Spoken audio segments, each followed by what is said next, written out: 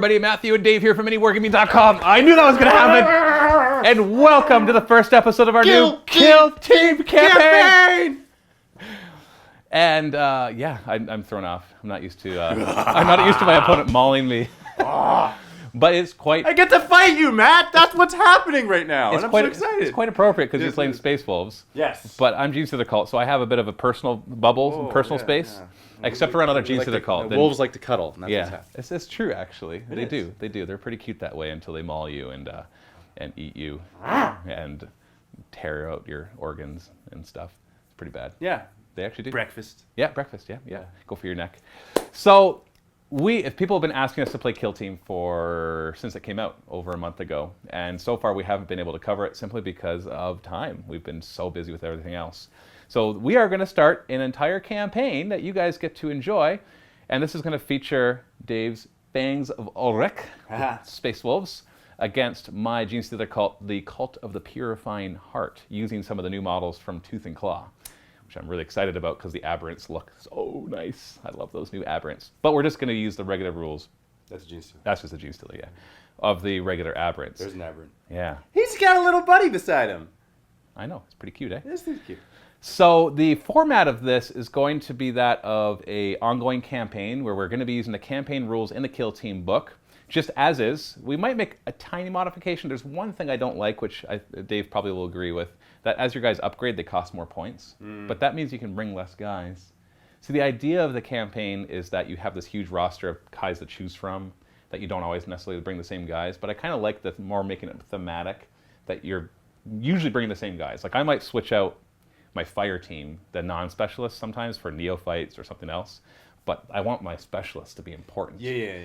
But as they upgrade, they cost more points. And as your fire team upgrade, they cost more points. So what do you say? Should we just ignore that? Yeah, that's fine. I'm cool with that, because then they get better. Right? Yeah. They get beefier. We can always agree at some point, too, to increase the points. We're going to start at 100. And it says in the campaign that you might just agree later on to increase it to 150. So that it represents it. I don't know if we'll do that, because I just kind of like the idea of following along the little group. Yeah. And following their story as they live and die. Replacing specialists as they die, fire team members as they die, because there will be deaths. If I was doing Nurgle, it'd be a different story, because I might want some more poxwalkers. Right. Well, that's different. We'll still add in more guys as people die. Or you can swap out some of the, maybe swap out some of the no-names, like the plebs for other guys too. So just be warned, that's the only thing we're really going to change, though. I say that right now. Who knows what else we'll come across. But this is our first game ever of actually playing Kill Team. I've read over the rules, reread over the rules, gone over everything, and really make sure that I know as much as I can. But you're literally watching our very first game. We didn't play off camera, and so we're just going to play it as is. We're going to be rolling random scenarios and just having fun.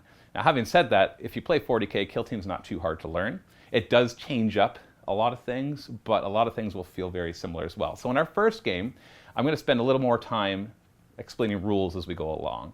And then after that, we'll stop doing that. So the rest of the format is going to be that on YouTube, like this right here, for free. You're going to be able to watch one of the episodes. And then after this episode, there will be another one in the MiniWarGaming Vault. And we'll be doing this weekly until we've done X number. Well, we're just going to play probably 10 to 14 missions is what I'm guessing. We'll just have to kind of see how it goes, especially with other Kill Team stuff coming out soon. And now, if you're not a Vault member, here is a perfect opportunity for you to try it out. I won't spend too much time on this, but go to miniwargaming.com/killteam, and we will give you this entire campaign for free. For free? That's right. There is a catch. You have to try out the MiniWarGaming Vault for free. So you have to try out the 7-day free trial. Even if you cancel it and you don't pay us a dime, you'll get this whole campaign for free, even if it's coming out after you've canceled your Vault membership. So that's our ethical bribe. Go to miniwargaming.com/killteam for all the details, and you can read more about that there. So, first game first, let's introduce our kill teams. Let's take a look at the boards that are set up, and let's just start playing. Very nice boards, by the way, Matt. Well, thank you. Thank you. He set them up.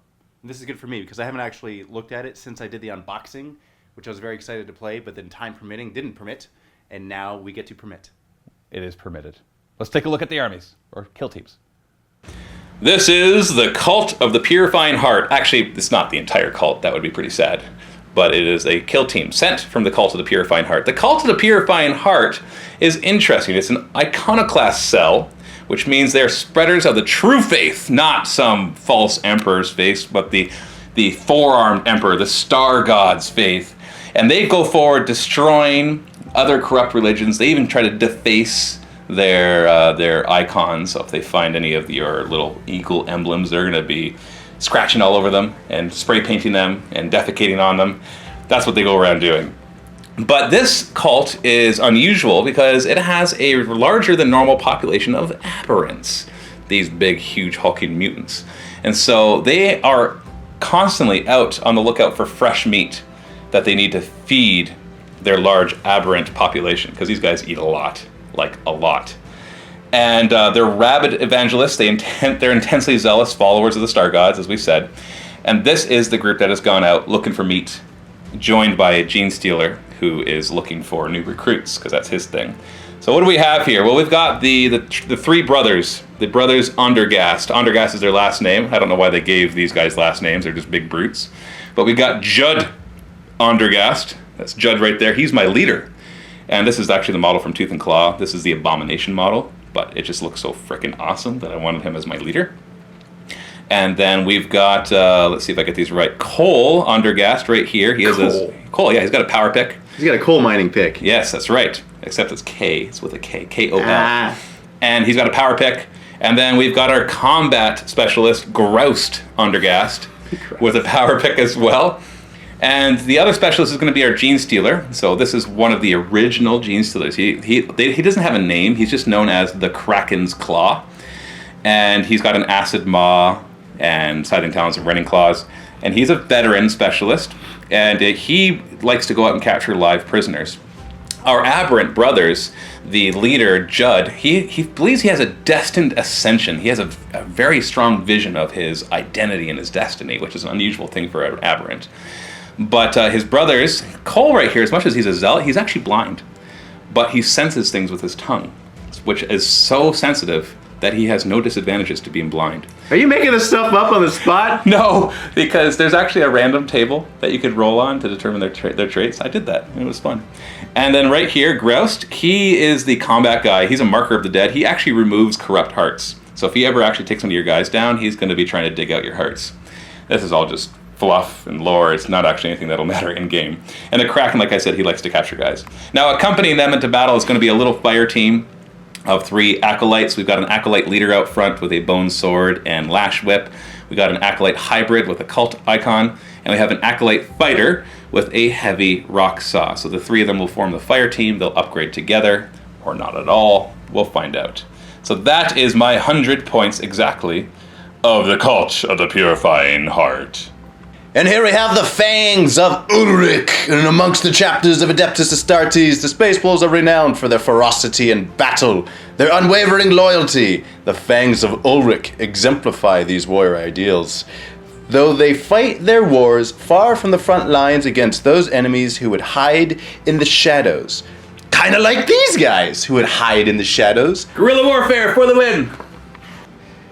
Okay, so not to be mistaken with the Fangs of Ulfric, these guys, the Fangs of Ulrich, which is what my guys are, because they got to be a little bit different from the ones that come in the box set, right?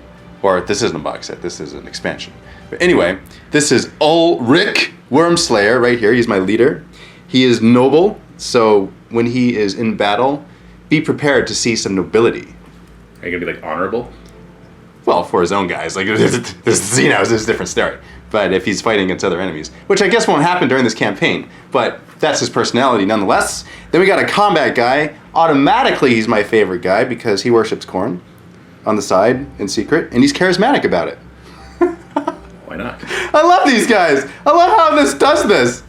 And then the next guy, who's a scout, he's incredibly aggressive, which means he's going to be up the battlefield really fast, and he's just going to want to be in your face because he's aggressive. He's just going to give you a big hug and squeeze so tight that the blood makes it pop out of your eyeballs, or multiple eyeballs, depending on how many, especially this guy, your leader. Yeah. I don't know. I'm guessing he had multiple eyes. He looks like he has a head goiter growing out of his face. He's kind of got a double head, so I'm sure there's a third eye at least. And then we have demolitions experts, Eric Troll. I didn't even give you guys names yet. Well, we'll find their names throughout the thing. So my leader, Ulrich, and then my combat specialist, Olaf. I'm gonna have to think of Frozen when I see him. I always He likes warm hugs. Yeah, he's a snowman. And then the next guy, the scout, is Leaf Thunderhowl, which is a pretty sweet name. That makes me think of Sven Bloodhowl. They're cousins. He's one of the HQs that doesn't have a model for Space Wolves, but that Lee converted one up for me. That's how I remember him. And the next guy, demolitions expert Eric Trollbane. He is xenophobic, so he's a perfect candidate to be a part of this kill team because he has an intense hatred for these guys, an obsession almost, an obsession of hatred towards these guys. And then we have one of two plebs, the fire team, Gunnar Greymane and his brother Eric Greymane. I've actually set up 3 tables for our games, so we're going to be playing a bunch of these. You're going to see 2 of them today, and we'll just keep putting out a couple every single week. Now, I had put pictures of this on Facebook yesterday when we filmed this. Now, that's not yesterday to you guys, yesterday to us. And there's 2 universal comments. 1, yay, you're doing Kill Team, we're so excited. And 2, that's not enough terrain. So I actually added a lot more terrain. And so, not quite doubled, more like 50% more. And I agree. Once I added it, it looks way better. It looks better. Yeah, it looks better, and I think it will play better too. And I was trying to be like, I set them up the way it showed in the book, because I'm like, I don't want to make it look like I'm favoring my guys who are mostly close combat. Or use the guy's comments to make that That's happen. right. It's their fault, not mine, when you don't get a shot off. You know, you're teaching me this game, essentially. It's our first game. So you know what they say about teaching people games. And Let the Wookiee win. And I'm not a Wookiee, but, if you want to let me win, I will not accept it because... You earn it, man. Earn it. There you go. Earn it. So, you know what? I'll let you pick. Which table would you like to play on first? This is the Sector Munitorum. This is a Sector Imperialis. So this is obviously where they store all their stuff. This is the kind of the ruined part of the city. And Sector Mechanicus. Do you have a preference? I want to start in the Sector Munitorum. Munitorum. Yes, we actually have the kill zone rules for that. We have we have scenarios for that. We're going to roll whether we choose a special scenario for this or whether we just choose one from the book. So it's all going to be random. I haven't even looked at the scenarios, so I have no idea what they are. And we're just going to play. There is one more change we're going to make to the campaign rules, because the normal conditions for winning a campaign is you're the last kill team standing, that you have 4 resources: intelligence, material, morale, and territory. Thank you. And you start with 8 of each, or you can choose to make it random, but we're just going to start with 8 of each because there's only 2 players. And normally, I like it. Normally, as soon as one of those resources gets to 0, you turn into a guerrilla faction, and you basically are out of the campaign. But you can keep playing. You just can't. There's a lot of things you can't do, and you keep doing that until only one player is not a guerrilla faction. If both players get reduced to a guerrilla faction in the same game, you do a sudden death. But the thing is, for us, that would not be. That's not what we're looking for. We don't want to prematurely end the campaign. So we've come up with 2 rules. 1, how do you win the campaign? Well, we're going to play a set number of games. Like I said, we don't know how many that is yet. It just depends on our schedule. Probably going to be 10 or 12. And whoever has the most resources after that wins. But the second thing, we still need to have the resources mean something. So if a resource gets reduced to 0, it stays at 0. Even if a mission would normally grant you more of that resource. So that resource, like if you get to 0 territories, you've lost all your territories. There's no way to reclaim them. And so it kind of reduces you a bit to a guerrilla faction, but just in that one area. So that's our campaign rules that we're making, just to make sense for how we are going to film it. And that is only 2 players, not your 4-player or 6 or 8 players. Okay? Yes. All right. So we're gonna roll a die on a 4+. We're gonna roll on the regular missions. There we go. And otherwise we would roll on these missions. And now we're gonna roll 2d6 and consult the table to see which mission we play. Go ahead, roll 2d6. 4 is play the Disrupt Supply Lines mission. Okay, I don't know what that is. These are the supplies. Hey, yeah, look at that. Ooh, perfect. So the goal of this mission, there's an attacker and defender. The defender's trying to defend their supplies, and the attacker's trying to take them. So we're not sure. We weren't before we were playing it. Dave's like, well, obviously I'm the defender. And I'm like, no, those are my crates. I was stealing them so I could deface all the Imperial Eagles. Well, see, they were my crates first. So there you go. Yeah, but this prove the point. That's the whole war. I've been taking your stuff for a while, and you're trying to get it back. Stop stealing stuff, you thief. So we rolled off camera, and Dave is going to be the defender, so he wins. Nice gods. Now we're going to roll to see who chooses their side. We don't know which side is. What is a side? Is it? There's a short end. So I choose whether this is going to be my deployment or this is going to be my deployment.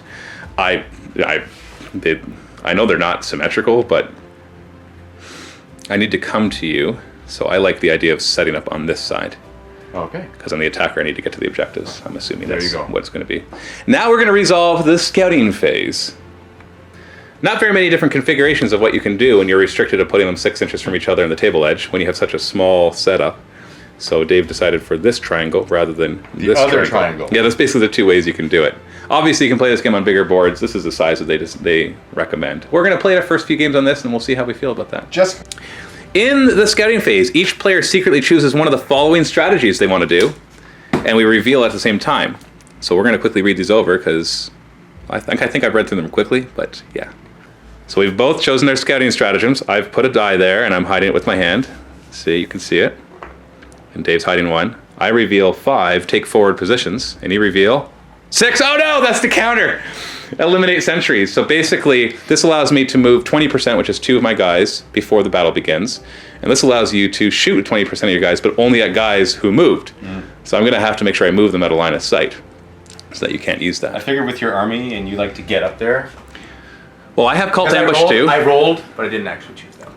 Okay, you just rolled I'm to see. like, no, I don't want that one. So I also have Cult Ambush. So at the same time, after I do those 2 moves, each model rolls on a 5, except for the Genestealer. On a 5+, they get to make a move as well. And then the Genestealer is a veteran, which has the tactic that it gets to move as well. I am smelling. I'm some coming Eldar forward. Trickery. I'm coming forward, man. Now we roll off, and whoever loses this roll off deploys a model first, and we go back and forth deploying. So you roll a 6, I roll a 3, so I will start deploying. Almost forgot the kill zone rules. Sector Minotaurium, why don't you roll a die for us? 6. Scavenge Bounty. In a campaign game, the player who wins this mission gains 1 morale. Okay. Oh boy. So, yeah, interesting.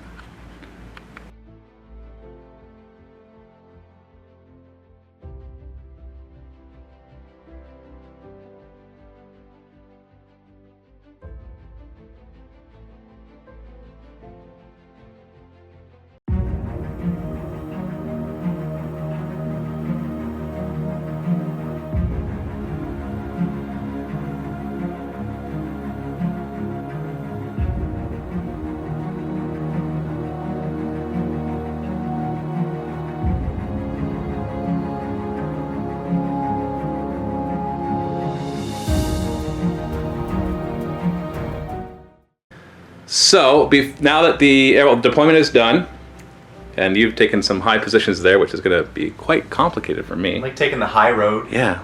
Thank you, Facebookers, for making me put more terrain on the table. Hey! Because the higher ones weren't on the table. Oh, were they not? I'm like, oh yeah, it'll look cool that way. And now I'm like, oh, why did I give you that side? Now that I'm looking at it, I'm like, crap. I didn't even think about giving you the high position like that. When you said that, you're like, oh, I'll take the open area. I'm like, yes, please do take the open area. Because I'm not going to stay in the open area. So this is going to let me... But you are open more. And I didn't see you. I know, right? Yeah, so why But did you do that? I did take the scouting thing that I can move 20% rounded up, which is 2 of my guys. And then I have Cult Ambush. No, but I've negated that, right? You don't negate it, you get to shoot at them. Oh. Yours okay. is you can shoot up with up to 20% of your guys. If you don't call that negating, then okay. Yeah, because I'm still gonna grab cover and stuff. Right, and you can move with some, maybe no line. Yeah, I'm gonna try to. Yeah, right. The hard thing is you're all up in the top with your gunners. I'm all up in your business. Yeah, so let me take a look at that and figure out what I want to do. So we got an interesting order of operations here. You want to die? You got to die? I got it. And that is that everything says the same thing. The take forward position says before the first battle round begins, after deployment, I move 20% of my guys. Eliminate sentries says before the first battle round begins, but after deployment. Now, we're going to assume that eliminate sentries happens after take forward positions, because it specifically says you can only shoot at people who took forward positions. Yes. So that would be silly for me to be like, huh, yeah, I win the roll-off. You do yours first. Ha! I didn't take forward. Yeah, well, that would be dumb. So obviously, take forward positions is going to happen before eliminate sentries. But what I want to know, I have a veteran tactic that lets me move at the same time, and I have Cult Ambush that lets me move at the same time if I roll 5+. So we're going to have to roll to determine order of operations here. So let's first roll off to determine. Yeah, whoever wins the roll off gets to determine the order of operations, basically. But we know that take forward positions has to happen first. That's to your benefit, because I don't think it would be smart to let me just be like, no, you shoot you first. Okay, so roll off. 1, crap. Okay, Dave, I'm going to take forward positions. Mm-hmm. Do you want to then do eliminate sentries before I get my veteran move and my Cult Ambush move? The answer is yes. Let me think. Yeah. Yeah. I was hoping to win that roll off so I could then move out of line of sight or something. Because then that Genestealer could move 16 inches. Yeah, that's scary. Very scary. That's before we even started. Well, since that's the case, the Genestealer is going to be one of the 2 models to take forward positions. Oh. Look at that. He's going to go over here. So you have no line of sight on him. Which, is also good for you. Because honestly, I'd move 8 inches. And then I would use my veteran tactic and move 8 more inches. That's if he survived. No, I mean, if I could do that before you shot. If I had won that roll off. And then in the very first turn, charge. And you would have been in big trouble. So this works well for you. In Little China. And the second one will be this Aberrant. Can you just take a look at the line of sight and tell me if you can see this guy from any of your shooters? No. Check this guy as well, please. Yes. You can? Yep. What can you see? His shoulder? This guy. Oh, no. I was like, really? I can't see him. Okay. I couldn't tell. Maybe that answers the question. I couldn't even see who you were pointing at. There we are. You were pointing at him. Okay, good. Okay, so that's his take forward positions. Now you do eliminate sentries. So you're not actually, that eliminates 2 of your guys that are moving. So that's Exactly. Good. That's what I'm trying to say. I don't want you to shoot me because you'll kill me. And you don't want me to move up because I'll kill you. Mm-hmm. So now we're going to still get to move up though with your other things. Maybe. That's on a 5+ for each model. The Genestealer will move for sure with veteran tactics, but I'll have to use a command point. Veteran? Yes. So that's one of the veteran tactics is that before the first battle round, for one command point, because we both have, at the beginning of the first battle round before you roll initiative. And when do we generate command points? Now? At the beginning of the battle round. So we both have 2 command points now. Then he can just move by spending a command point. So he's going to move. See, this would have been awesome. He does not have Call to Ambush like everybody else, though. So I don't get to roll 5+ and move him again. But he's got to move up eventually, right? Well, in the movement phase, you can bet that he's going to try. And now we go through the process of rolling for each guy. 5+ he can move. No. And I'm just going to go left to right. No. Third. Yes. Yeah, might as well. Yeah, because it's not like you're going to shoot at me now, because we're going to have a movement phase next. Cult icon. No. My leader. Please, yes. No, come on. And then this other Aberrant. Yes. He's just going to hop, skip, and jump right up to here. You should be able to see him out in the open. Yeah. Now we're going to roll for initiative. Because there's no player turn. Ready? Are you ready? 4. And you roll 6. So you win initiative automatically. And then we enter the movement phase. So in the movement phase, the player who has initiative moves whoever he wants to move. And then the play passes, and the player who doesn't have initiative then moves everybody they want. You have a few choices for movement. You can not move at all and ready them. That'll let them shoot first in the shooting phase. You can just do a normal move. You could advance. Or you could even charge in the movement phase. And we'll talk about that when that actually happens. And I think those are your basic, move, advance, charge, and ready are your options. So Dave, you're going to do it for all your guys. So essentially anybody who doesn't move, you just basically put a ready token next to them. So I move all my guys, which however many I want. And then when I'm done, it goes to you. And then after that, we're done the movement phase. Okay. So we don't come back to you. Unless we charge, and then we resolve that. No. Well, we resolve the charging. Yes. But not the fighting. Not the fighting. No, the fighting is resolved, because then we'll go to the shooting phase. Well, there's a psychic phase, but not everybody has psychers. We'll go to the shooting phase, and then we'll go to the fight phase. Okay. So there's no charge phase before the fight phase. The charge phase There is no the charge movement phase. Exactly. Gotcha. I'm going to move my pleb, gunner. Away from the Genestealer? He's going to move up here, because we're counting that as 2 inches. So 2, 3, and then he'll just move beside his buddy. Right there. Okay. So I'm going to use a command point here and use the scout tactic for my scout leaf, and he's going to... He's quick march. Quick march, so he's just going to simply move 2 inches extra. So he gets +1 to his move. You can either increase the model's move characteristic by 2 or reroll advances. And I'm not going to be advancing right now. So you just get an 8-inch move. 8-inch move. And you're going to move him away? I'll move him away. Hey, he's a scout. Why does he move back? Isn't he like aggressive or something? He is aggressive, isn't he? It's fine. Whatever. I don't want to try to pull you in a bad idea. No, well, you know what? No, fine. No, he's going to move back here. Okay. Woof. There might be guys back here. Woof. I'm scouting the back. My demolitions expert, Eric, he will ready himself to shoot first in the shooting phase. What about these 3 guys? Yes. So my leader and the other pleb. Sounds horrible. The other space wolf here. Okay. His name is Eric. I know. Primaris Space Marine being a pleb. Oh wait, there's 2 Erics. Yeah, well, there's more than one Eric. That's why he's a pleb. He's a second Eric. Yeah, it's 2 Erics. You know how many Matthews there were in my grade 9 class? You know how many Davids there were in my life? Yeah, I can understand that. Okay. So they're both going to ready themselves? Yeah, they're going to ready themselves. What about your combat guy? Well, if he readies himself and shoots first in the shooting phase, he can still act as per normal afterwards, yes? Well, he won't be able to charge, remember? Now is What? He won't be able to charge? Well, now is when you charge. There's no charge phase. You can charge next turn. I want to charge, but if I charge, here's the thing. If I charge, I'm in the middle, and then you just charge me with everyone, he dies. So why would I do that? Probably. Right? So why would I do that? So I'm going to actually... Just ready him as well? No, I'm going to move him back here.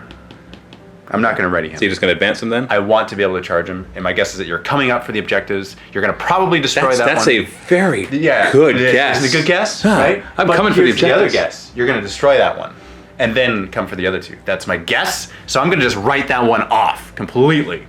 And if that wasn't your idea... Well, I guess we haven't talked about that. So the victory conditions for this, you control an objective by having more models within 2 inches of the center of an objective than your opponent. And you get 3 victory points for controlling one at the end of the game, which is 4 turns minimum. But then it goes random whether it's 5 or 6 turns. But I can destroy them at the end of a battle round if I control it. And I have to spend a command point to do that because it's a tactic. And so if I do that, it's destroyed and I get a victory point for that. And Dave can't get any victory points. So yeah, so that is something to think about. So here's a question then. Nope, it left my mind. Okay, so what's he going to do? He's going to actually move down here. He has a grapnel hook. Yes, he doesn't care about vertical He distances. doesn't care about vertical distance. So he'll go right there and he'll say, "Come for me. I am right here." Woof. So let's do this. He's going to go there. You're going to change your mind about readying the other guy? Yeah, my He's got a leader- grapnel launcher too. Yeah, so he has a grapnel launcher. He comes down here and he's by this objective as well. And it's within 2 inches of the center or 3? 2. 2. Okay, It's so a smaller scale game. they're both within 2 They inches should of the both be there. Genestealer is going to declare a charge. It's going to be 4 inches up and 4 inches over, so it's 8 inches away. So I'm going to need a 7-inch charge to get to him. So he has a choice when I declare a charge. Now, actually, he doesn't have a choice because you already moved him.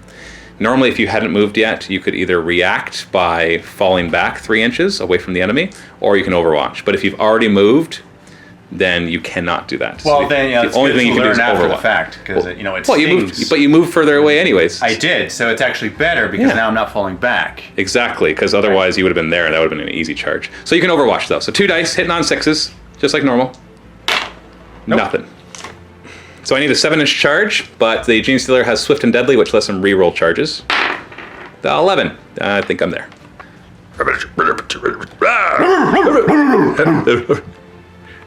Next, this Aberrant is... Sorry, the Kraken's Claw did that charge. The Kraken's I should start Claw. calling them by their names. This is my combat specialist. That's Groused, and he's going to charge this one. Eric Trollbane, the demolitions expert, the one who is xenophobic. Yeah, and he can see him out in the open, so it's not going to be any modifiers or anything, which would matter for him because the demolitions guy gets +1 to wound against things that are obscured. That's his command point, though. No, that's just his Right here. thing. So are you talking about he gets that double? Because that is actually Yeah. a tactic. Yeah, you can use a command point to use attack Really? to get +1 to wound as well. I think that's one only in the shooting phase, though. This is in the shooting phase. Yeah, so it won't help for Overwatch. I don't think you'd want to waste it on Overwatch anyways. Does the other one help for Overwatch? Or nothing does? Everything. No, the other one is just a straight up ability. Your level 1 ability for demolitions is if you shoot at a target who's obscured, you get +1 to wound rolls. So I'm hitting you with 5s? No, to wound rolls. Oh, okay. And you would never modify the hit roll of an Overwatch anyways. Overwatch, yeah, I was gonna say, I'm that's just saying though, I'm toughness 4, so you're going to be hitting me on 6s, but winning me on 3s instead of 4s. Jessica. Hold on. 6s to hit. Oh, Nope. Didn't matter. So now I need a 6-inch charge, and I make a 7-inch. So we're going to have to do a bit of wobbly model syndrome here, because 6 inches would be here. I'm just going to place him right here, but he's actually right up there. So we'll just take that ready token away because it won't matter. I'm going to have my Acolyte leader jump over to here. That's just a regular move. He's not This Aberrant right here, my Zealot, whose name, of course, is Cole, is going to advance 6 + 4. And that will bring him to here. Scary, scary. He's a-coming for you. Staying out of line of sight, of course. My Acolyte fighter with the heavy rock saw. His name is Basque, right? Who's going to advance 3 inches. And that advance is going to bring him to here. The cult icon wants to advance because all of my Genestealer cult within 6 inches get to reroll 1s to hit. These advance. I know who I'm killing first. So I'm going to get him to here so he can get his range to these fighters.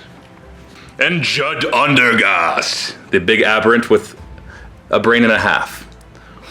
Because you should just see the model. He's going to advance 4 inches. And he's going to tuck behind here as well. Sorry, leader, you're just going to die because they can't shoot at anything else. It's going to be like bolter, pistol. There's no way he's surviving that. Now we go into the shooting phase. Starting with the player who has initiative, we go back and forth shooting, starting with readied guys. Now he was readied, but he's stuck in combat. Now you can fire with a pistol in combat, but not if you were charged this turn. Let me just double check that, because that's obviously helping me a lot. Yep, I double checked it. You cannot fire a pistol in combat if you were charged this round. It doesn't say that you can't if you charged this round. So that's an interesting difference. So these 2 guys will not be able to fire their heavy bolt pistols. Every single Reaver has a heavy bolt pistol, as well as whatever you see them armed with. He's ready. He's ready, so he has to fire first. What is his target? I've been there. The only one that actually he can see that's not in combat? Yes. So I'm obscured, but I'm not long range. And so you're going to be hitting on 4s instead of 3s. So 2 shots hitting on 4s. Oh, golly. Well, that's all right. You got a couple more guys. Now that all the readied shooters have shot, now we do the non-readied shooters. And we go back and forth. Now, he did not advance to get there, just so you know. So one of these guys will shoot, and then he will have an opportunity to shoot. Ulrich, the leader, with his bolt carbine, he'll shoot next. And he's once again hit on 4s, because I'm obscured. There's 1 hit, so you can see the 3 actually made a difference there. Wounding me on a 3. Strength 4, toughness 3. That is a wound. Bolt carbines have no AP, so I get my 5-up save. And I made it! Wow! Lucky me. So I'm going to return the favor by hucking a blasting charge at yonder guy.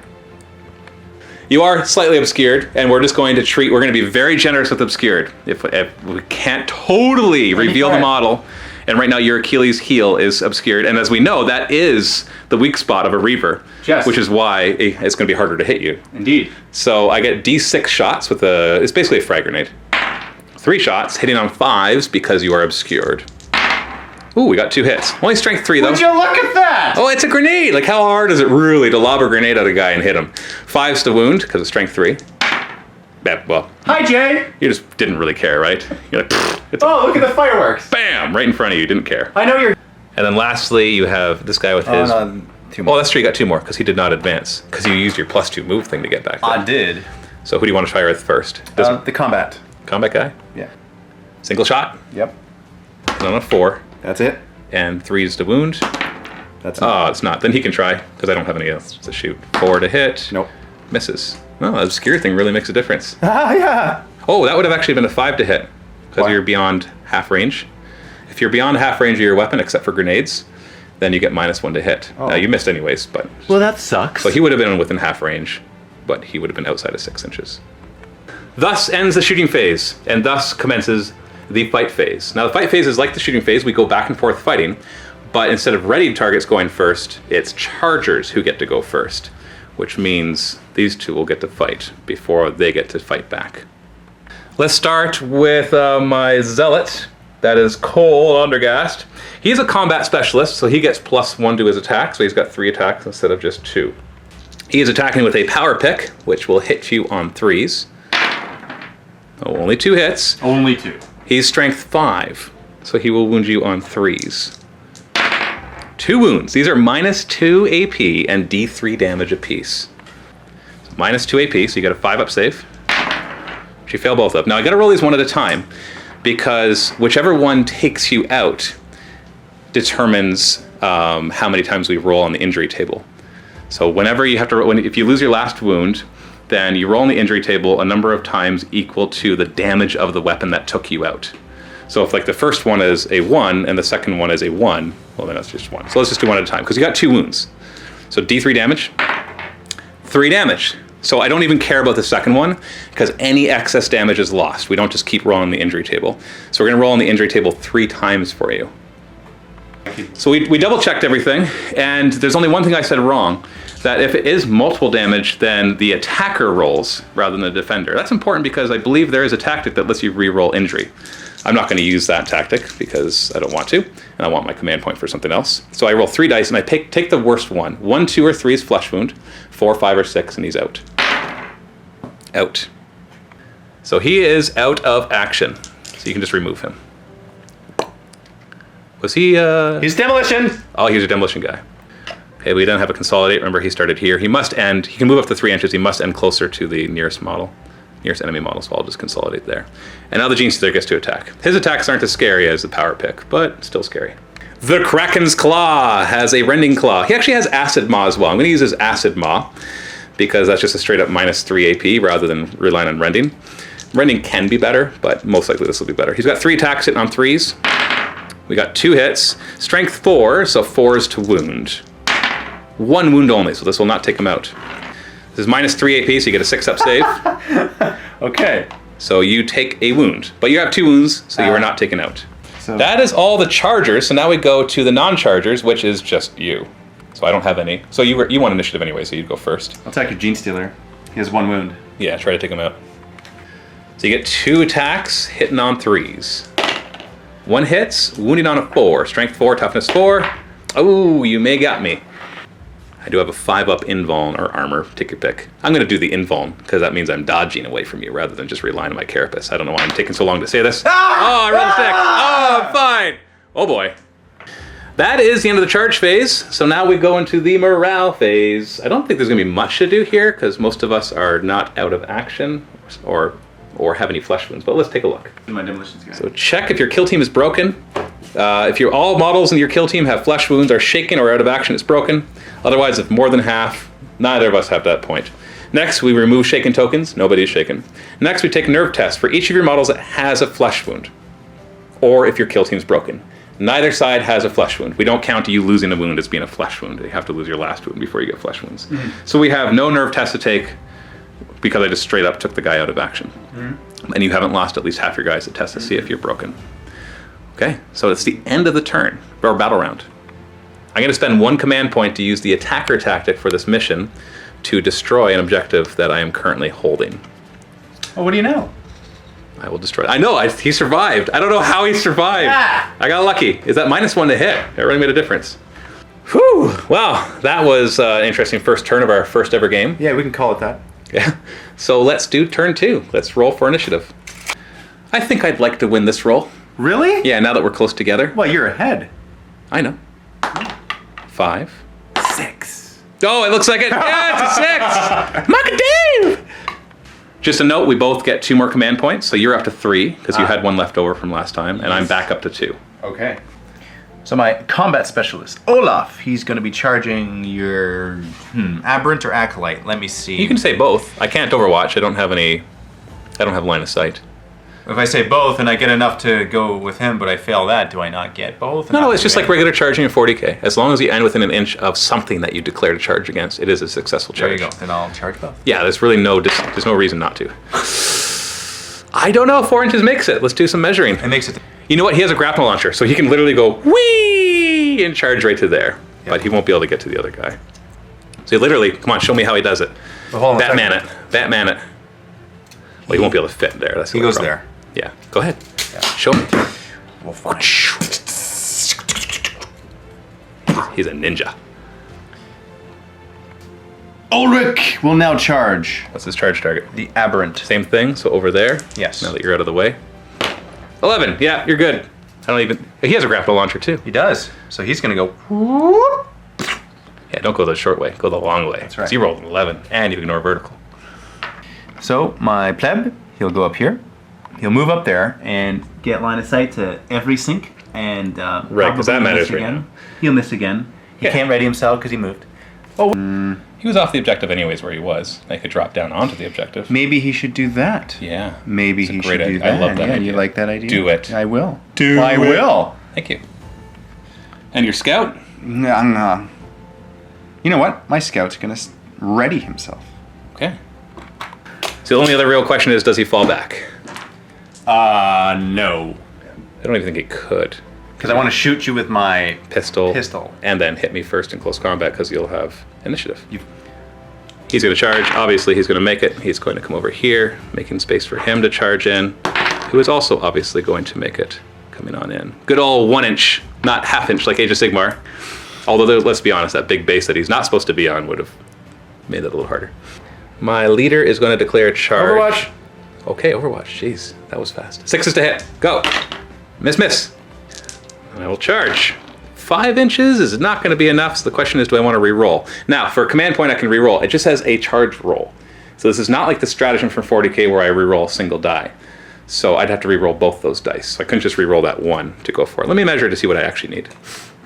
I needed a 6-inch charge, so I'm going to spend a command point to re-roll that. And Jay is invited to the party with snake eyes.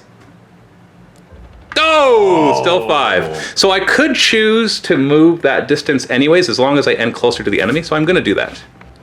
I'm going to still stay in cover, so he's going to hop over to here. This Aberrant is actually going to fall back. Oh. Yeah, I've measured it. He can drop down to here, grabbing that objective. This Acolyte Cult Icon Bearer will then charge, and he fails. Oh, no, I got to keep that command point. Ooh, that was a mistake. I thought, because I wanted him to replace his spot. Right. And then he'd be able to fight first. Right. And you wouldn't be able to shoot at him because he charged you. Right. You could still shoot at him, but... No, you were charged, so you wouldn't have been able to shoot at all. It says, unless you were charged. No, I want that command point to try to burn the objective at the end. So, yeah. Shooting phase, we start with your readied guy. You can take a shot. He's got 2 targets. Let's go for the leader. Okay. Hold on. I think they're both going to be more than half range. It's going to be a 5 to hit either way, obscured and long I range. won't be able to kill him anyway. He has 2 wounds. He has 2 wounds. Yeah, so I'll go for your leader. So you're hitting him on a 5. On a... Well, 2 would have missed 5? anyways. Why a 5? Has 3s normally, -1 for obscured, Yes. and -1 for long range. Your pistol's only 12-inch range, and he's definitely more than 6. Would you go and look at that? Now we do our non-readied guys, because that was all the readied ones, starting with you. So your choices are this guy with a pistol, or him with a bolter, or your leader, but not your combat guy, because he was charged, so he won't be able to fire his pistol. Well, Charging doesn't stop it, but being charged. I'll go with him. And? He'll shoot the leader. Okay, so 2 shots, hitting on 4s, because he's obscured. 1. 1 hit, wounding on a 3. That's all I need. 3 up. Here we go. Yes! I got a 5 up save. Oh, I'm not going to touch your die. Why not?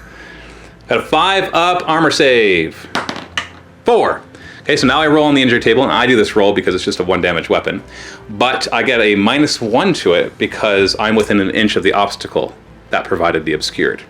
So a 4 or less will be good for me. 5. Okay, you got him. Why? Out of action. Out of action! My first kill! Is that a pleb? That is a pleb! Okay, so give them an experience then, because the fire team, as long as there's at least 2 of them, they both gain an experience if one of them takes somebody out of action. I don't have anybody I can shoot back with. The grenade's in close combat, and the pistol tried to charge, so that leaves you with the 2 pistols. Where would you like to start? Didn't he already? Yeah, he already fired. He already fired. I was testing you. See Yeah, if you I was going to say, he was the readied one. And he missed. So what do you want to fire with first? Ulrich or Let's do the Eric. Eric? With his pistol? So heavy bolt pistol hitting on 3. Yes! Wounding on a 4. Heavy bolt pistol wounding on a 4? Yeah, strength 4. It's a -1 AP. That's what makes it heavy. Nothing. Nothing. Come on, leader. And Ulrich into the Aberrant. Hits, wounds on a 4. And I get a 5 up armor save, but it's -1 AP, so 6 up. Not save, so that's a wound. That brings that Aberrant down to 1. That's actually good. That's pretty darn good. So now we go to the fight phase, and chargers go first. And you're starting with, you get to choose 1 charger. So these guys charged, and these 2 charged. So you get to choose 1 of your 2 chargers, and then I get to choose 1 of my 2 chargers. So I'm going to use a command point here for my tactic. It says use this tactic. So leader tactic? When you choose a leader, and I choose another friendly model within 3 inches who is eligible to fight, I can fight with him as well. Okay, so your command, that uses a command point. That gives you an experience to your leader. Because as long as you use at least 1 of their specialist tactics, they get a bonus experience for the whole game, once per game. And so they both get to fight. So who do you want to start with? Leader or combat guy? Now the combat guy can only fight these 2, because he declared charges against both of them. And the leader can only fight him. Nobody can fight my leader. Oh, how convenient. I agree. Yeah. So does he have 1 wound? Yes, and toughness 3. It makes sense for him to attack him. Okay. So your combat specialist has a knife, which gives you an extra attack, and the combat specialist gets +1 attack. Yes. So you've got 4 attacks sitting on 3s. Booyah! Oh, goodness, I'm dead. 3s to wound. Let's see some 1s and 2s. Thank you! So 2 of those get through. Now, it really doesn't matter how many get through, it just matters that 1 gets through. 5 up armor. No and no. So I roll the injury check for that. 1, 2, 3 is a flesh wound. Good. Flesh wound. So we'll mark flesh wounds with the red die. Now he's going to be -1 to hit, and he'll have to take a nerve test. What does he hit normally? On 3s. So he's forced to hit. Now he's forced to hit. So I'm going to die. Maybe. He's only got 2 attacks. Only 2. And then I could use a tactic to let him attack again on a 4+. So now your leader attacking my aberrant. Could he attack him? No, he did not declare him as a charge, nor is he within range. Because you're not a squad, remember, you're individuals. Oh, okay. So you can only attack the aberrant. That's all you declared a charge against anyways. Being a sergeant, you got 3 attack space. You don't have any combat blades or anything, so just 3. Hitting on 3s. 2 hits, and you're looking at 4s to wound. 1 wound might be enough. You better pray that it is. 5 up armor, otherwise it's an injury check. 4. No, I gotta keep my command point to burn that objective. Gotta play the objectives. So injury check, which I roll because it's just 1 damage. So 1, 2, 3 is what I'm looking for. Got him! Got him! That is not an experience. Why not? Because he's a specialist. Specialists get experience for using their tactics. He can consolidate if he likes into my leader. He probably should. My leader hasn't fought yet, just remember. Then he should. Oh wait, no, but my leader didn't declare a charge against your leader. Then he should. So now it is my charger's turn, so both of these guys have to attack your combat guy. So Goodbye, combat I might as guy. well start with the no-name, because if he kills him, then I get an experience for my fire team. So he's got 2 attacks with this heavy rock saw, normally hitting on 3s, but with the flesh wound he's hitting on 4s. 2 3s coming up!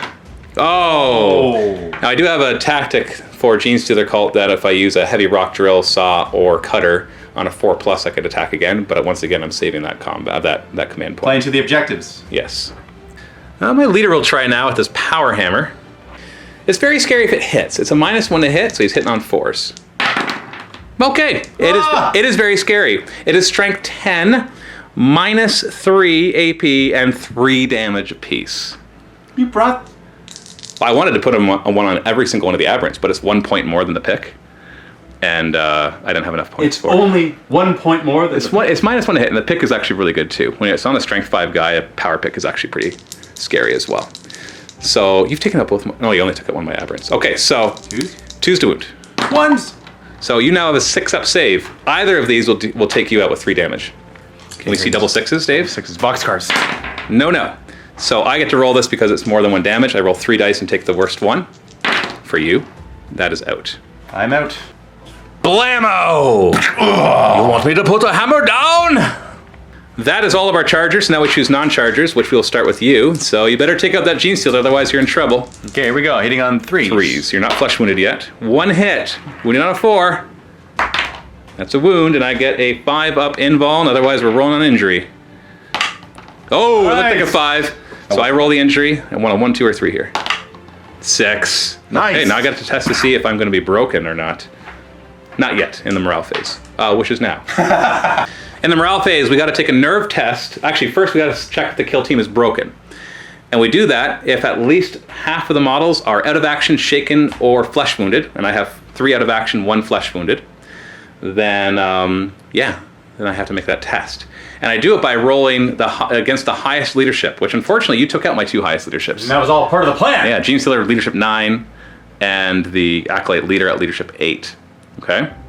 So leadership 7 is my highest leadership. Oh, I am not broken yet. Next, we remove shaken tokens, where there is none. And next, we take nerve tests. A nerve test is for anybody who is flesh wounded, or if their kill team is broken. So we only have 1 nerve test. You do it by rolling a d6. You add 1 for every flesh wound they've taken, and you subtract 1 for every non-shaken unit within, or model within 3 inches. So you get no modifier for that guy. Basically, and so there's no point in rolling, because I have to roll higher than my leadership of 7. On 1 die? Yes. So even though it's the +1, it wasn't going to happen. So my guys are pretty good at not running away with nerve tests.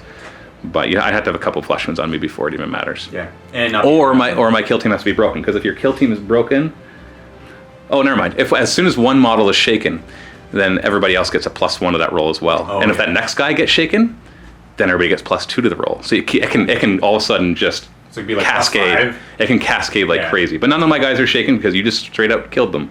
That's better than shaking them. Yeah, I'm sure you're happy with that. So that's the end of the round. I'm going to use a command point.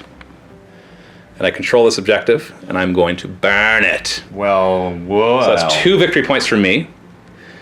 But this one's still worth 3. So it's still anybody's game. So now all the fight will be around going for that. And you've taken out 3 very strong fighters. Let's roll for initiative. Maybe I can win one of these? Nope. Yeah, 6 again. Again. Oh, that sucks. I really needed initiative so I could hit you first. Yeah, I got so, your movement phase. I'm gonna charge. What you gonna do? So this gentleman up here will charge. I can't see him, so I can't overwatch, and I don't want to retreat or fall back. Sorry. Yeah, retreat. Do I want to retreat 3 inches? No, it just puts him in the line of sight of your other guys. All right, go ahead, charge. You don't have a grapnel launcher on him, so you're gonna need like a 5. 7 is good. Yeah, 4 down, 3 over your. Oh, no grapple launcher. Oh. My scout will charge your Aberrant? Aberrant. Hold on. I gotta decide if I want to retreat or not. If I retreat, he can't do anything, but if you charge, you're gonna hit him first. But he's at full health right now. 1 second. If you retreat, I just simply roll and it adds 3 to the roll, essentially. Essentially, yeah. Oh. So it makes it a harder charge. But you still have declared that you're charging, so you can't back out of charging. Well, I wasn't saying I was going to back out. I know. Now that you said that, saying. I'm not going to say that. Because I want to be in close combat with you, but you get to hit me I first. do, with 3 attacks because he's got that. Yeah, but I'm knife. toughness 4, 5 up save, 2 wounds, so you're not killing him straight up with one guy, probably. One guy. Okay, go ahead. Charge. That should be in. Korn wants it. 8 inches is in. Oh, and he's got this hook, so he can hop over there. Well, hold on. Let's measure it then, if you want to go around. I don't. Yeah, because when I was saying... Yeah, he does get there. I was looking at him coming there. That was an obvious in. So what about the other guy? He's got no shooting You targets. can help him out or come over here and help them out. Help the leader out. Yeah. He's got 2 attacks. Now, this guy's already flesh-wounded, so he's going to be much easier to knock out. But the Aberrant's going to be a hard target to kill, too. Will be. And you can come here and destroy the last one in the game. Not right now. But if you take him out, but I attack you first with 3 attacks, this is a hard choice. Because 3s and 4s with a 5 up save. really what I should have done is charged him with both of these guys and left him alone. Maybe. That's Because what then he could countercharge in and be hitting you at the same time. He could be. So by charging all my guys, at least you get to fight first. Your entire team will get to fight first. That's true. Well, for the most part. So that's probably 7, so a 6-inch charge. I'll roll it. If you roll only a 6, we'll measure it closer. So you declare charge against both of them, because why not? Sure. He's actually closer, so I should probably do that. Okay. Yeah, he's charging. Yeah, sure. He's leaving the objective. He's going to charge. Oh, that makes It's a sense. 6 and a what? 4. Yeah, you're in. Leaving the objective. And he goes. Shooting phase, we start with readied, and then we go back and forth. No readied. Now, my guys who have a pistol were charged, and he doesn't have a pistol, so I won't be shooting at all. So you can just go through them one by one. So pistol, Yeah. 3s and 4s, Leaf. 3s. and a 4. And a 4. Nope. Oh. Next one, he's got a pistol, 3 and a 3. Nope. Miss. And then last one, this guy. Oh, actually, no, there's 2 more. Yep. He charged. Who does he want to fire at? He'll fire at the The acolyte. acolyte. 3. Now, do you have to fight what you shoot at? Or No. Okay, so he'll charge. He'll fight. You have to fight what you charge, but you declared charge against He'll both. shoot him for sure. 3s and 3s. That That's is a 5. a 5 and 3. I get a 6 up save because the pistol's minus 1 AP. Oh, I made it. And then you got 1 more pistol. What does he want to fire at? He'll fire at him. Try to hit him at as well. 3s and 3s. Come on. 6 up. 5. So injury check. I get a +1 to it now. So 1 or 2 is a flesh wound. Get out of here! But he still has 2 flesh wounds. 1 more flesh wound, he's out, and he's now at -2 to hit. Oh, that's true. So you've rendered him pretty useless. Beginning of the fight phase, I'm going to use the decisive strike tactic. Spend both my command points, and I can choose a model that hasn't fought yet and fight with it before anything else goes first. Now, what happens if Now, I should give you full disclosure that you can also use this one. If another player uses this tactic, roll off, the winner goes first. Oh, it has to be that tactic. Yes. It can't be like my leader tactic. Well, the leader tactic is when he's chosen to fight. He can choose somebody else to Oh, fight so this with is him. before anyone. Yeah, this is before anything happens. So do you want to spend 2 command points to make this a roll-off? Well, having 4 command points, I'll say yes to that. Sure, why not? I haven't won a roll-off yet. Can I at least win this one, please? 3. 2! All right! Oh, this is a hard choice, though. I think my leader wants to go, but this Aberrant really wants to go. This Aberrant could clock him before he has a chance to do anything. I have no command points left to do anything else, though. Let me think for a second. I'm going to choose my combat specialist to go first. 3 attacks. So 3 attacks because he's a combat specialist, hitting on 3s with his power pick. Ooh. Wounding on 3s, strength 5. Dang it. Only one gets through, but it is a -2, so you get a 5-up save. Fail this, please, Dave. Fail it, please. 5 up. I'm going to spend a command point and re-roll this. Okay, so you're down to 1 command point. Yes. Reroll it. Oh, totally worth it. Now we move on to the Chargers, which is just you. Just me. So it doesn't really matter the order because I won't be interrupting any of this. Okay. So you wanted to start right here? Sure. Let's start there. So 2 attacks, 3s and 3s. Nice and easy. 2 hits. And 3s. I'll touch your tainted dice. Are 5-up save. 1 gets through, so it's an injury check. And he's out. Oh, goodness. And then you're going to consolidate into the Aberrant. No, because then you'll get to... The Aberrant hasn't fought yet. Or he has already fought. That's right, he did. Yeah. So then I will. Okay. And then your scout with a knife, so 3 attacks, 3 attacks. 3s and 4s. So we got 2 hits, 4s to wound. That's a wound. 1 wound with a 5-up save. Not saved. No, he's not flesh wounded. Oh, he's just down a wounded. wound. Oh, gotcha. Charger. Yeah, I think... here's the gamble, right? Because you're -2 to hit now. So maybe he's pretty useless. Or he kills me, because he's got a really good close combat weapon, whereas these two could put all of their attacks into the leader and take him out. Tough choice. I agree. Okay, well, they both go first. He's got to go first because he charged. Yes. And my leader can still attack him. So why don't I do that? I'll attack him, see how well I do, And then I'll decide. And decide after that. Yeah. So 3s to hit and 4s to wound. Oh, jeez. 4s to wound? No. So what does the leader want to do now? Attack the leader and not take out your leader, or attack Or attack the leader and take out the leader. Or yeah. I don't know. It's a hard choice. It is hard. Well, yeah, we'll have to come back to this after I decide, after deliberation, after a long discussion. We're gonna go leader versus leader because he's noble and he would attack a leader. An honorable attack. I like would. it. 3s to hit. Oh, he's going to fail. 4s to wound. How noble of you. But you still do a wound. 5-up save. No, you don't. No, you don't. Okay, good. I have some chance now. Well, you. Now I can strike back because all your guys have fought. That's all the Chargers. So I have the same deliberation. But both these guys are just as easy to kill. So obviously I'm going to try to focus on your leader. What? That's not very noble of you. Yeah, because if I get him out, you get less command points on top of that. Who said I was noble? Who said I was noble? He thinks he has a destiny, and his destiny is to kill your leader. Is that the destiny? Yeah, let's start with him.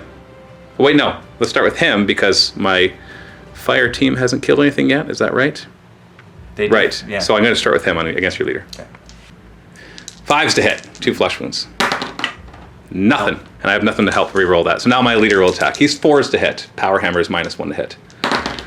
1 hit. 2s to wound. Strength 10. 1.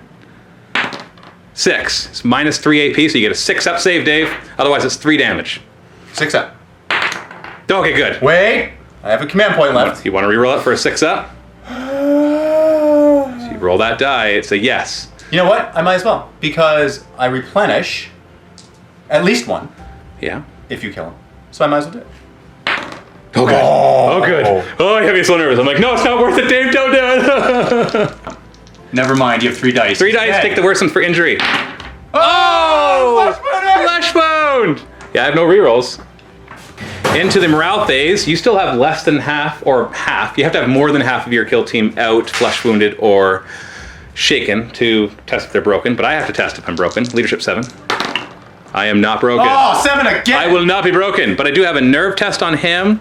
So it's D6 plus the 2, but -1, so I can't fail it. Because at best I can roll 7, or at worst I can roll 7. I have leadership 7, and no other flesh wounds. Now you do have to do a nerve test on your leader, but once again you're going to auto pass it. Your leadership 8, a D6 plus 1 is not enough to do that. My goodness, we've been doing that wrong. Doing what Every wrong? model out of action adds to that roll as well. So we both could fail it, and I should have been rolling it earlier. So you should make 2 rolls. Because last one. Well, no, because he wasn't flesh wounded before. He got flesh wounded this game. You pistoled him and then you killed him. No, what I'm saying is because of you starting to roll it last game, that's when you should. But they wouldn't have been. No, the nerve test is only on guys who are wounded. It's not on everybody. Right. Because you rolled last time, but you didn't roll. Because he auto-passed, but he didn't auto-pass. Right, but he's still okay. Hold on. He had 1 flesh wound, but he had a guy nearby, so that canceled out. And at that point, there was 1 guy out, so he still wouldn't be able to fail it. For you, there was more than 1 guy out. Last turn? Yeah. No, my leader wasn't out yet. You shot him out this turn. No, that was last turn. That was last turn. Okay, so if I roll a 6, he would have run, or he would have been broken. So he's fine. He's rolled a 1. Yeah. Okay, now I got to roll for him again. This time it's +2 -1. So +1 +4. So it's +5. 5. So he is shaken. So now that he's shaken, I don't have any more nerve tests to take, thankfully, because him being shaken actually adds another one to that, whoever. But you do have a nerve test to take on yours, because you do have 2 guys out, and he's got a guy nearby. So that's -1 to that. So that negates the 1 flesh wound that he So has. it's just 2 then, because he has 2 guys out. Yeah, which he can't fail. Because he's leadership 8. Oh, the flesh wound doesn't modify the nerve test. The 5 would have still failed it for me. It's each other friendly model that is shaken or out of action gives them a +1. Ooh. Flesh wounds doesn't matter. If you have a flesh wound, you have to take a nerve test. Got it. So I definitely wouldn't have had to roll for him last turn, and a 5 definitely still fails. Okay, that's Because it would have been 5 + 4. And I can't fail. You can't fail because you have to roll +2 to it, and you're leadership 8 And I +1 beside me. on top of that. So you're leadership, essentially leadership 9. Okay, I'm glad we got that worked out. All right. You are right, commenters. We did that wrong. That's the end of battle round 3. Can I please win a roll off? This You is did actually win. No, I didn't. Last you did. No, you got to attack with him first. No. That was a roll-off. I want to win an initiative roll off. Initiative 1. But now that you say that, the dice gods don't like it when you 3. Good. Hold. I'm going to check. Does ties go to the person who didn't have initiative before? No, it's a reroll. 4. 1. Woohoo! I actually want to roll off. Movement phase. I am not going to fall back at all. All 3 of my guys are in combat. Your movement phase. Are you going to fall back at all? That'd be silly. So no. So we go to shooting phase. I get to pick a guy to shoot first. I have no pistols. So now you can just fire with each of your pistols. And I will. So you got 2 pistols here. Nobody gets experience from it because you already got your experience for the fire team. 3s and 4s. 3s and 4s. Good. Oh. Now here you might as well do one at a time because I don't know if you want to what you want to try here. What do you want to try? Well, I can put them both on your leader and possibly kill him. Yeah, you can do them one at a time though so you can make a decision. I'll do that. So it doesn't matter who's firing, Okay, but what's kill the fire first on the target? leader. Fire on the leader. 3s and 4s. Yes? 3s No. So what's the second guy firing at? on him. Yes, good idea. 3s and 3s. No! Thankfully. What? You want to use one of your 2 rerolls? No. Okay. Then we're going to go into the combat phase. No chargers, but I have initiative. So I'm going to choose a leader. Wait. Hold on. I'm going to use the leader tactic to choose somebody else with me as well. But you said wait. Yeah, no, but hold on. Do you have a tactic that would go before that? Yeah, the Which one that one? we used last game. Which one? The one where you spend 2 and you get to attack first with them. And that goes before that one because that's when you're choosing a leader, whereas this is at the beginning of the fight phase. Okay. So you want to use decisive strike. I think that would be wise. Yeah, because mine requires mine says that when the leader fights, he can pick somebody else to fight with him. That's right. And so now the question is, so before I'm going to use that tactic, because I haven't used that tactic yet then, because this is before I would have used that tactic, I had to determine... Also, what, you're retracting your command point spending? Well, I can't. I couldn't have spent it yet, because this happens before that tactic. That tactic happens when I choose my leader to fight. You are then interjecting a tactic that happens before my leader can fight. So the question is, do I want to spend 2 command points to make this a roll-off? Oh, I see. Yeah. And the answer is no. Okay. Hold on. So the question is, who are you going to choose to attack first? Or with first? It'll be the leader. Attacking? Him. Okay. Go ahead. 3 attacks, 3s and 3s. 2 hits, 3s to wound. Oh! Oh, Jay, that's the wrong time to show up to the party. And no rerolls either. You're out of command points. Okay. Well, that changes certain things. It does, doesn't it? It does change a lot, actually, because now I'm not going to use that leader tactic. Instead, I'm going to use my combat tactic. Now, the combat tactic doesn't happen yet. I'm just going to explain how it works. The level 1 combat tactic is after one of my models has fought, I can immediately fight with my combat specialist if he has not yet already fought. He has to be charged though, yes? No? What do you mean? Because that's what mine says. And we use the same card. Level 1 combat tactic. Use this tactic in the fight phase after attacking with a model from your kill team. Pick a combat specialist that has not yet attacked and immediately fight. Nothing to do with charging. So I'm going to pick my leader to fight first. He's going to fight, and then I'm going to spend a command point so my combat specialist can then fight. So your leader's already fought. So I'm going to have... No, he didn't fight, technically. Yeah, he did. Well, he didn't actually do anything. So. Well, yes, but he swung. Sure. So he doesn't get to fight again. Sure. So I'm going to redirect. I'm going to have him do his attacks against the other one. You know why it didn't work? Because that wasn't noble of him. That wasn't very noble. That was very underhanded. Hey! Oh, I can't do it. Sorry. Very underhanded. Sorry. So I'm going to attack the regular guy, just so I can stop him from fighting. I think that's a good idea. Who are you attacking with? My leader. This is my leader, definitely. Okay. The question is, do I try to finish off your leader? Because he's already got a flesh wound on him. No. No, you attack with the other guy who hasn't attacked yet. 4s. Oh! I've still got one command. Well, I still have 2 command points left, technically. I haven't used the combat tactic yet. But a reroll for a 4+. Use them. Use them. No. No. Yes. No. Yes. 4+. And that's what it feels like. Well, then I will use my other command point to attack with him next. I will attack your scout. What do you mean? 3 attacks sitting on 3s. Ooh, 3s to wound. 2 wounds, 5 up save. Who are you attacking? Which one? Your scout specialist.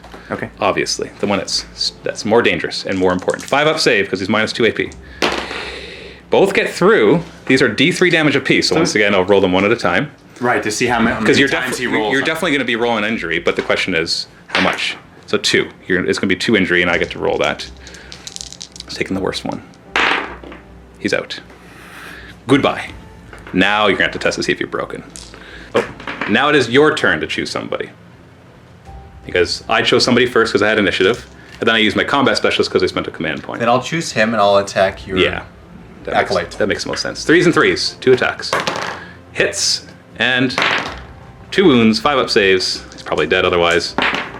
Yep. And then we roll once in the injury table. So third flesh wound, is he not out? Oh, yeah. Yeah, he's going to be out no matter what.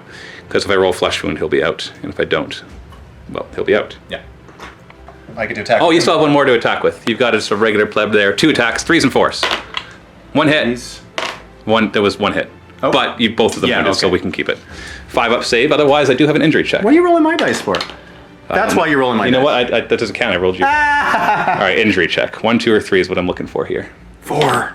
He's out. He's out. Oh, you're going to destroy me there. Oh. All I've got left is my leader. Wow. Okay, that sucks. I do have my leader. Now we do have to do our tests to see if we're broken and stuff. I'll roll first. Leadership 7. There, I'm finally broken. Go ahead and test if you're broken. So what's your highest leadership? 8? 8. You are not broken. So the people who have to take a nerve test will be your leader and my leader. My leader because I'm broken, yours because you have a flesh wound. So my leader will be a D6 plus 6. So I need to roll a 1. He is shaken. And now your leader, -3 plus 1, so -2. He can't fail. yes, you're right. He's got 3 out, but he's got a guy nearby who's not shaken. Yeah. So you are not broken, and nobody is shaken. Whew. Let's roll initiative. We both have 2 command points now. Yep. But you can't re-roll initiative with any command points. Oh wait, no, I'm shaken. I only have 1 command point. My leader does not give me an extra. Ooh, that's a big deal. Yeah. 3. Oh, I don't like this roll-off stuff. 1. 6. So you have initiative. So my pleb underneath there, he will advance because he's... Yeah, that's the best. I'm going to help him out. That's the Okay. best. Roll off your advance then. He moves 6 plus 5, so 11 inches. So he'll be right here. I'm not going to fall back. I'm assuming you're not going to fall back. No. So let's go to the shoot phase. You have 2 pistols, so you might as well just roll them both at the same time. Oh wait, not at the same time, because Why? he's -1. Doesn't matter. That 5 would have been good for him. That's true. So then 4 is to wound. Nope. So we go to the fight phase. You choose a guy to fight with first, because you have initiative. Where would you like to start? I will choose my leader and use my leader tactic so that they can both go. Well, you have used a command point then, so you're I down to used 1 a command command point point. Starting with the leader, hitting on 3s. Wait, he's flesh wounded, hitting on 4s. Yeah, so hit on 4s. 2. Didn't matter. Didn't roll any 3s. 4 is to wound.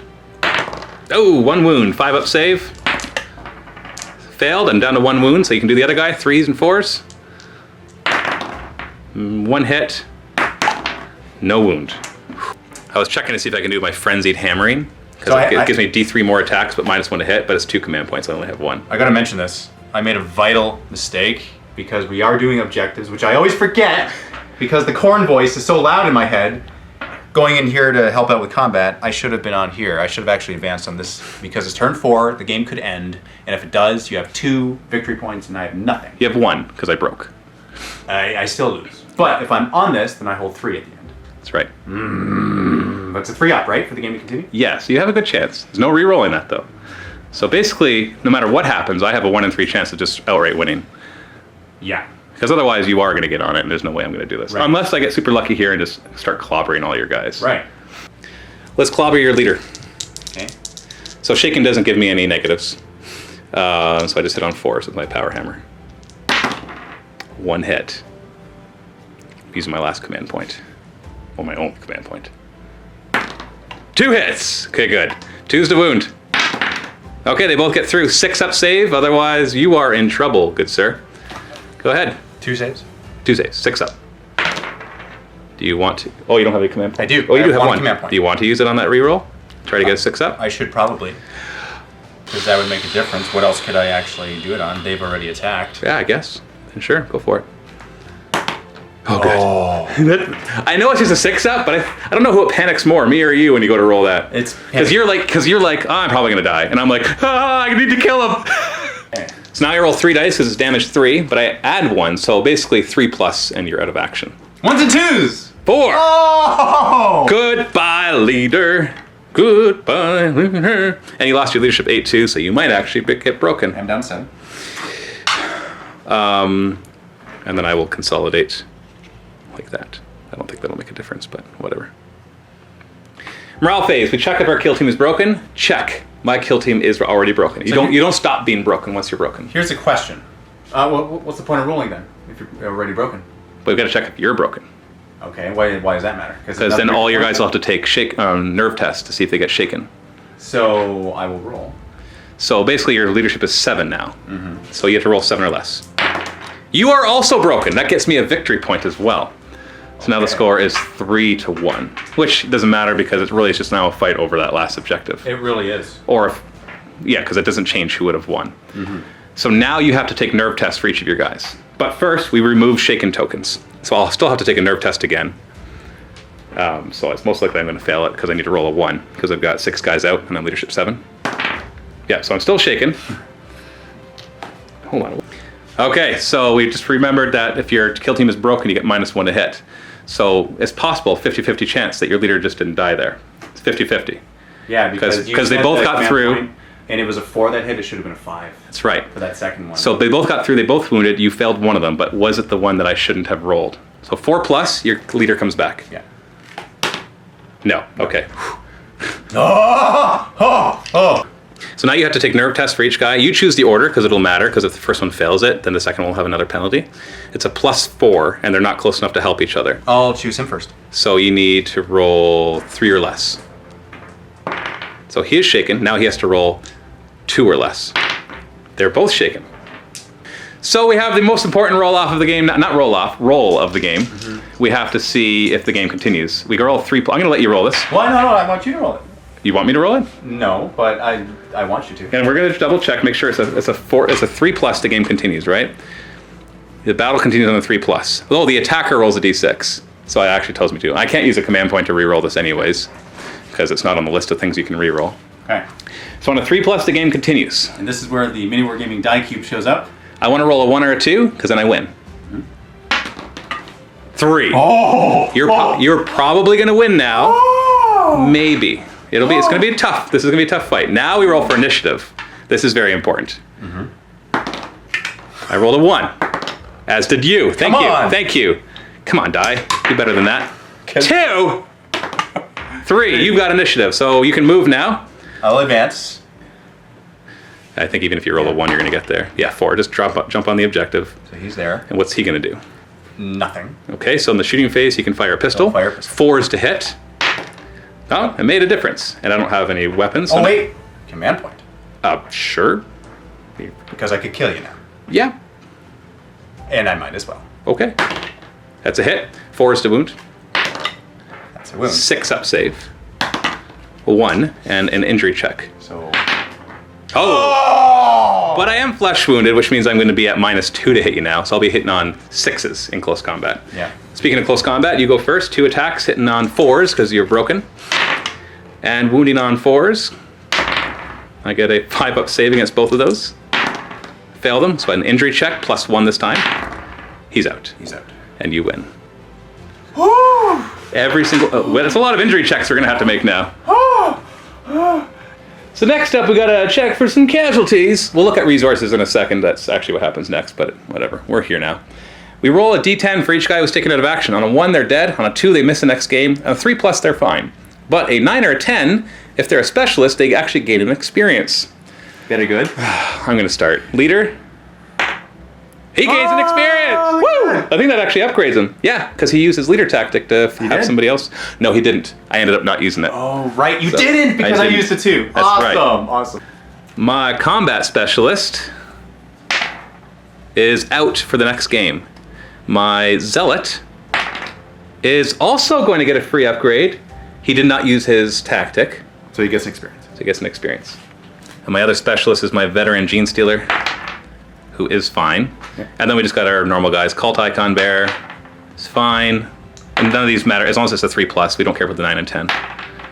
And fine. So he's out for a game, and the other 2 rolled and got experience. So hey, that's pretty good.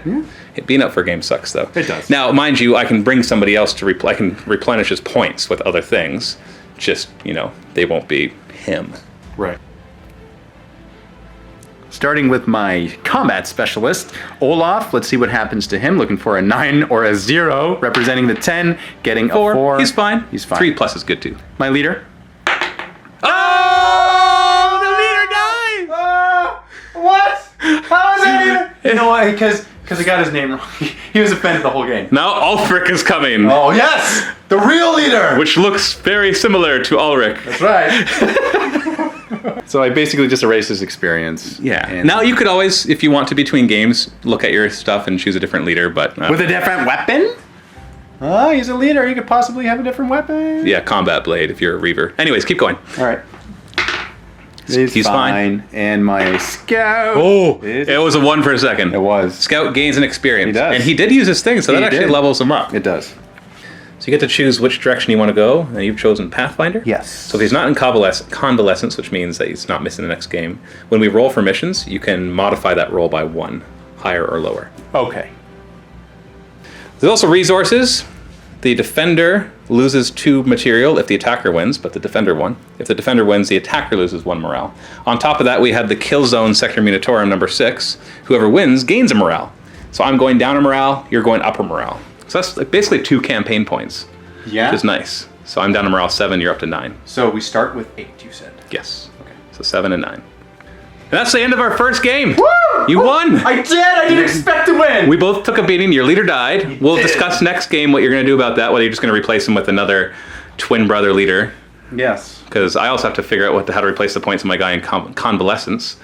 But we'll get there in a moment. So the next game, of course, will be in the MiniWarGaming Vault at the link below. If you're not a Vault member, now's the time to become one. Go to miniwargaming.com/killteam. Get this entire campaign for free. And try out the MiniWarGaming Vault for free. It'll help us out. It'll allow us to do more of this kind of fun stuff. That's true. It will. And thank you, of course, to our existing Vault members for supporting us. Stay tuned, click the link below, and we'll see you in the Vault. Happy wargaming.